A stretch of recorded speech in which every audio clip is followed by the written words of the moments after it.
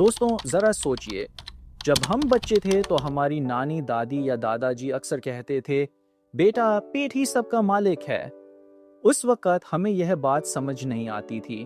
लगता था ये बस बुजुर्गों की बातें हैं। लेकिन जैसे जैसे उम्र बढ़ती है, इंसान को एहसास होता है कि सचमुच अगर पेट ठीक है तो पूरा शरीर ठीक है, और अगर पेट गड़बड़ है तो चाहे आपके पास कितना भी पैसा हो, कितनी भी दवाइयां हो, जीवन का मजा आधा रह जाता है।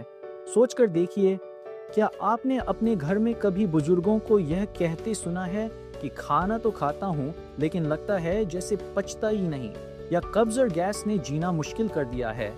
यह सिर्फ शिकायतें नहीं हैं दोस्तों, यह उस शरीर की आवाज है जो अब पहले जैसा मजबूत नहीं रहा। उम्र बढ़ने के साथ पाचन शक्ति कम होना एक कड़वा सच है, लेकिन यह अंत नहीं है।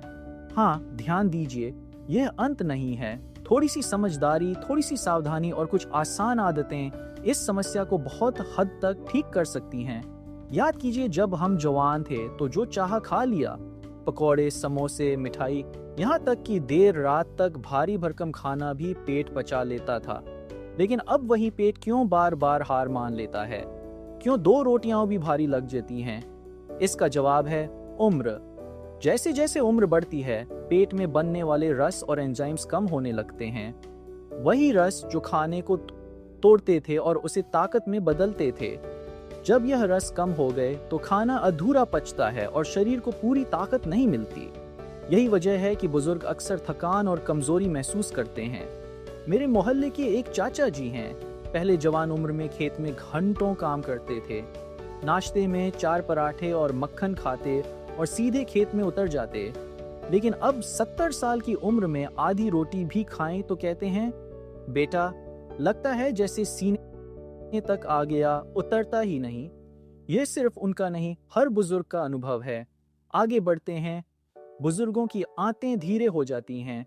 जैसे मशीन पुरानी होकर धीमी हो जाती है, वैसे ही आंतों की गति कम हो जाती है।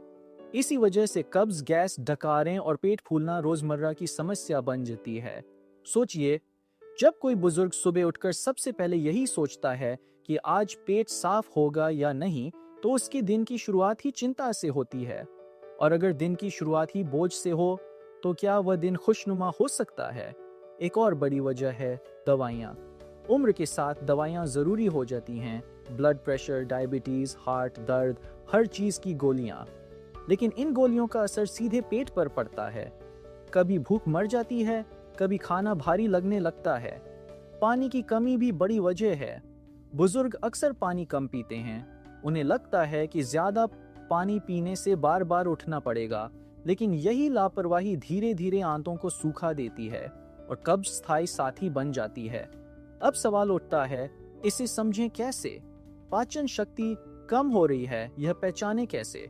इसका जवाब बहुत आसान है। अगर बार बार गैस बनती है, डकारें आती हैं, खाना खाने के बाद भारीपन रहता है, भूख नहीं लगती, कब्ज बना रहता है, शरीर कमजोर लगता है, नींद पूरी नहीं होती, चेहरा मुरझाया हुआ लगता है, तो समझ लीजिए कि शरीर मदद मांग रहा है। मेरी पड़ोसन आंटी अक्सर कहती थीं, मुझे लगता है खाना सिर्फ पेट भरता है, ताकत नहीं देता। सुनने में छोटी बात लगती है, लेकिन यही पाचन शक्ति की कमजोरी का सबसे बड़ा संकेत है। अब दोस्तों, असली बात आती है, क्या किया जाए? क्या इसका कोई हल है? जवाब है, बिल्कुल है, और वह बहुत आसान है।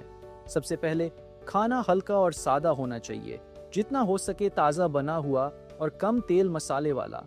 याद रखिए, उम्र के साथ खाना पेट को तसल्ली देने के लिए नहीं, शरीर को ताकत देने के लिए होना चाहिए। रोटी खाइए, सब्जी खाइए, दाल खाइए, लेकिन चबा चबा कर धीरे धीरे खाइए। मेरे नाना जी कहते थे, अगर खाना चबाने में आलस किया तो बीमार पड़ने के लिए तैयार रहो। उन्होंने अपनी जिंदगी में हमेशा यही किया। 40 साल की उम्र तक भी उनका पोट मजबूत रहा। खाने के बाद अजवाइन और सौंफ खाना बेहद फायदेमंद है।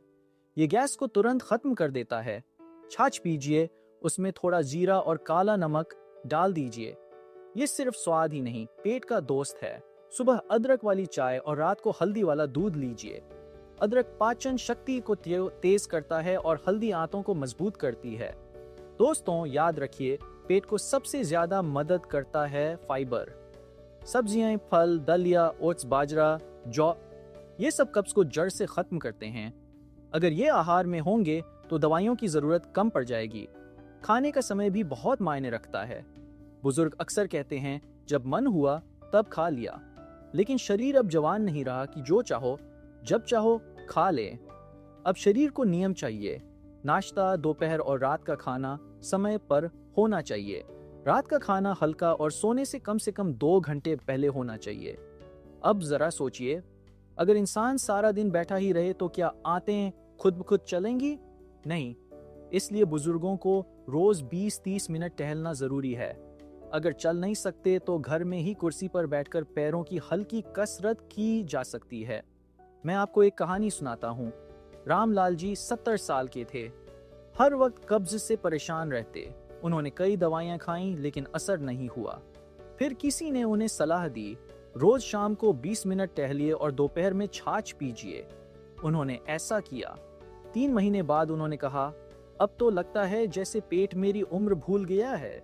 दूसरी कहानी शांति देवी की है। उन्हें गैस और डकार की समस्या रहती थी। डॉक्टर ने केवल इतना कहा, खाना धीरे धीरे चबाकर खाइए। उन्होंने आदत बदल ली। सिर्फ 2 हफ्तों में फर्क महसूस हुआ। दोस्तों, यह कहानियां हमें यही सिखाती हैं कि दवा से ज्यादा असर आदतें करती हैं। कुछ घरेलू नुस्खे भी हैं। त्रिफला चूर्ण रात को गुनगुने पानी से लिया जाए तो पेट साफ रहता है। इस गोल कब्ज दूर करता है।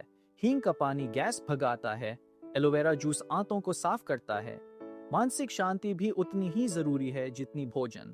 सोचिए, अगर दिमाग हर वक्त चिंता में रहेगा तो क्या पेट आराम से काम कर पाएगा? नहीं।